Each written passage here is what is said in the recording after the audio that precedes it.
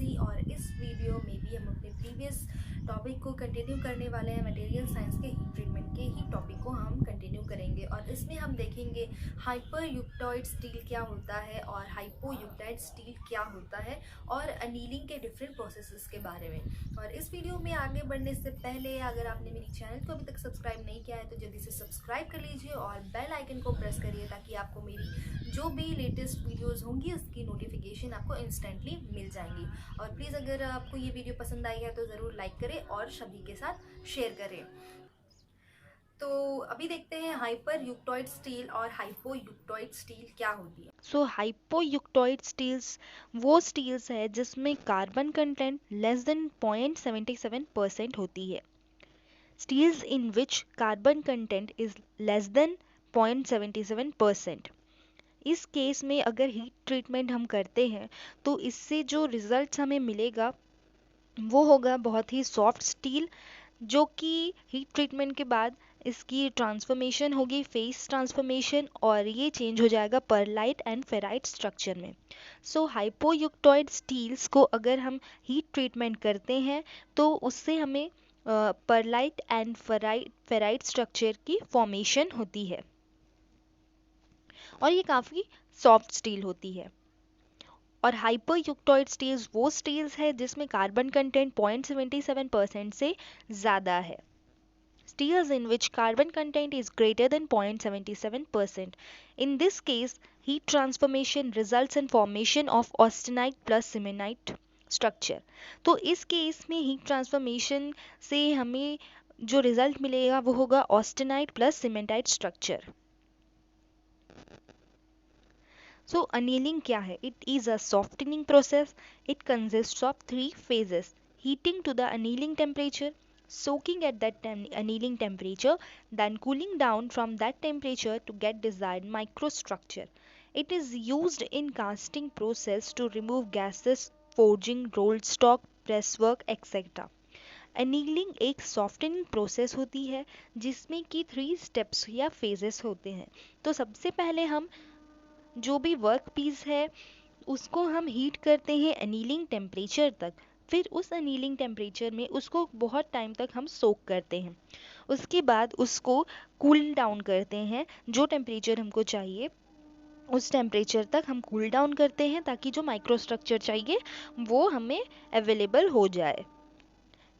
ये यूज़ होती है अनीलिंग कास्टिंग जो होती है, कास्टिंग प्रोसेस को करने के बाद जो कास्टिंग में गैसेस वगैरह रह जाती है उसे रिमूव करने के लिए, forging, roll stock, press work etcetera. Next है फुल एनीलिंग। फुल एनीलिंग में फेस ट्रांसफॉर्मेशन होता है। In this process, we heat the hypoeuctoid and hypereuktoid steels above the upper critical temperature, that is above A3 line, and lower critical temperature, that is above A1 line respectively. Second step is to hold or soak the steel at that temperature for sufficient amount of time to ensure that the metal is heated thoroughly and phase transformation has taken place throughout the whole volume. तो full annealing process में क्या होता है? Face transformation होता है। इस process में हाइपोयूक्टोइड steels जो होते हैं उनको हम अपर क्रिटिकल टेम्परेचर से थोड़ा अबव, थोड़ा ऊपर, उससे उस अपर क्रिटिकल टेम्परेचर से थोड़ा हाई टेम्परेचर पे हम उसे हीट करते हैं। और हाइपरयूक्टोइड स्टील्स को हम जो लोअर क्रिटिकल टेम्परेचर है उस टेम्परेचर से थोड़ा हाई टेम्परेचर में हीट करते हैं। तो upper critical temperature means A3 line और lower critical temperature means A1 line. उसके बाद हमारा अगला जो स्टेप है उसमें क्या होता है, हम जो वर्क पीस है, जो भी स्टील है, उसको हम उसी टेम्परेचर पे सोक करते हैं सफिशिएंट अमाउंट ऑफ टाइम के लिए, ताकि जो फेज मेटल की जो फेस ट्रांसफॉर्मेशन हो सके वो अच्छे से हीट जो है सब तरफ स्प्रेड होके सभी तरफ अच्छे से स्प्रेड हो सके और फेस ट्रांसफॉर्मेशन हो सके। इसलिए हम उसको हीट सोक करते हैं हीट करने के बाद। फिर थर्ड स्टेप है, तो हम उस थर्ड स्टेप में हम उसको स्लोली कूल करते हैं फर्नेंस में। फर्नेंस कूलिंग को हम स्लो कूलिंग भी कह सकते हैं। तो हाइपोयूक्टोइड स्टील्स जो है उसको हीट करने के बाद, उसको फुल एनीलिंग करने के प्रोसेस करने के बाद वहाँ पे जो रिजल्ट होता है वो है pearlite and ferrite structure form होगा। और हाइपर यूक्टॉइड स्टील के केस में हीट ट्रांसफॉर्मेशन की वजह से austenite plus cementite structure form होगा।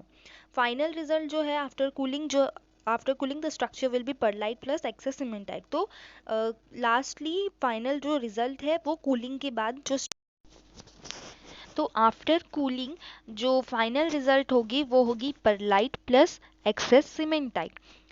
This gives a very soft steel. तो ये काफ़ी सॉफ्ट स्टील हमें इससे मिलेगा फुल अनीलिंग प्रोसेस के बाद।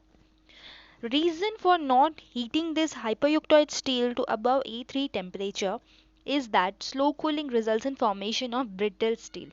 तो हम जो हाइपर यूक्टॉइड स्टील को अगर A3 टेम्परेचर के अबाव हीट कर देते हैं तो उससे क्या होगा, कूलिंग के बाद, स्लो कूलिंग के बाद ब्रिटल स्टील मिल जाएगा, जो कि हमें नहीं चाहिए। क्योंकि फुल एनीलिंग के करने का मकसद होता है कि सॉफ्ट स्टील हमें मिल सके। तो अगर A3 टेम्परेचर से अबाव हम हीट कर देते हैं हाइपर यूक्टॉइड स्टील को तो वो हमें ब्रिटल स्टील का स्ट्रक्चर मिल जाएगा, जो कि हमारे लिए डिज़ायरेबल नहीं है।